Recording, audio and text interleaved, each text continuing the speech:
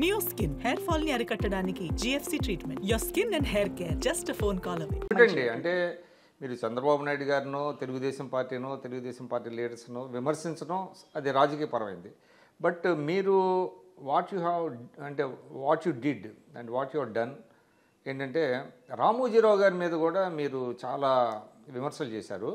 దాని వెనక కొంతమంది తమ దుగ్ధని తీర్చుకోవడానికి మిమ్మల్ని ముందుకు నెట్టి అట్లా చేశారని అనుకోవాలా? అంటే సజ్జల రామకృష్ణారెడ్డి కావచ్చు, జీవీడి కృష్ణమోహన్ కావచ్చు, వీళ్ళందరూ కలిసి రామోజీరావు గారి మీద ఆయన బ్రాండ్ ఆఫ్ జర్నలిజాన్ని మీరు చాలా తీవ్రమైన విమర్శలు చేశారు కదా, అది కూడా మీరు మిమ్మల్ని అట్లా ఇంప్లికేట్ చేశారని మీరు అనుకుంటున్నారా? ఒకటండి, ఏం మాట్లాడినా స్క్రిప్ట్ లేకుండా మేము మాట్లాడలేదు. స్క్రిప్ట్ ఎవరు ఇచ్చేవాళ్ళు?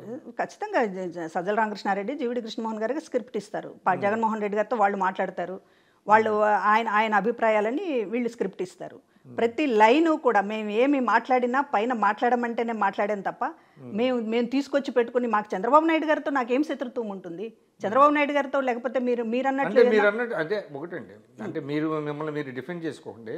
అంటే వాళ్ళు ఎటువంటి స్క్రిప్ట్ ఇచ్చినా కూడా అది ఇల్లాజికల్గా ఇర్రేషనల్గా ఉన్నప్పుడు దానిని ఈ విధంగా ఉంది అని మీరు కొంచెం దాన్ని టోన్ డౌన్ చేయటము అది మీరు చేయాలి కదా యాజ్ ఎ పొలిటీషియన్. ఒకటి, రామోజీరావు గారి మీద నేను ఎప్పుడు కూడా అంత ఇదిగా వెళ్ళలేదండి. నాకు గుర్తున్నంత వరకు నేనేమి వెళ్ళలేదు. ఇప్పుడు చంద్రబాబు నాయుడు గారి మీద అయినా పొలిటికల్గా మాట్లాడినప్పుడు ఎక్కడా కూడా ఒక మాట తోలలేదు. స్క్రిప్ట్లో ఏమన్నా ఉన్నప్పటికీ కూడా ఒకవేళ లేకపోతే ఇట్లా మాట్లాడితే జగన్ గారు హర్షిస్తారు అనేటటువంటి వాతావరణం ఉన్న సందర్భాల్లో కూడా ఎప్పుడు కూడా అన్కాన్స్టిట్యూషనల్గా కానీ లేకపోతే అన్పార్లమెంటరీ వర్డ్గా కానీ ఒక్క మాట కూడా నేను చంద్రబాబు నాయుడు గారికి సంబంధించి ఎప్పుడు మాట్లాడలేదు. రాజకీయంగానే విమర్శించాం సీరియస్గానే. లేదు ఎప్పుడు కూడా ఇట్లా అన్నదేంటి అనేటటువంటి విధంగా ఎప్పుడు వ్యవహరించలేదు. డిబేట్స్ కావచ్చు, డిబేట్స్లో ప్రధానంగా చాలా ఆవేశాలు ఉంటాయి.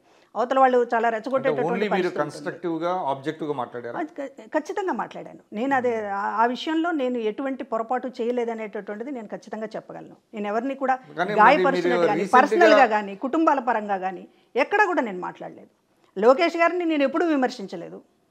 చంద్రబాబు నాయుడు గారిని పొలిటికల్గా విమర్శించాను. రామోజీరావు గారిని కూడా నేను ఎప్పుడు విమర్శించలేదు. అంటే అది మీ సంస్కారం కింద మనం భావించాలి. మీరు వ్యక్తిగతంగా విమర్శించలేదు, అది ఎవరైనా హర్షిస్తారు. కానీ వైఎస్ఆర్సీపీలో ఎప్పుడైతే ఈ జుగుప్సాకరంగా వ్యక్తుల మీద వ్యక్తి హననం చేయటం మొదలుపెట్టారో మీ బోటోళ్ళు మరి ఎందుకు సైలెంట్గా ఉన్నారు?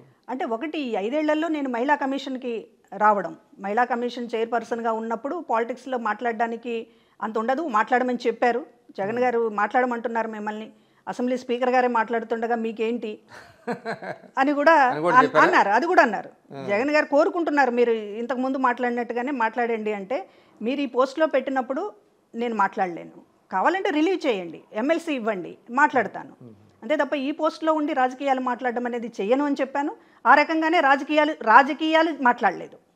మహిళల పరంగా దానికి సంబంధించినటువంటిది ఏమన్నా పొలిటికల్గా విమర్శించానేమో తప్పే, ఉమెన్ యాంగిల్లో తప్ప ఈ 5 ఏళ్ళు పొలిటికల్ విమర్శ నేను ఎవరి మీదైనా చేయలేదు.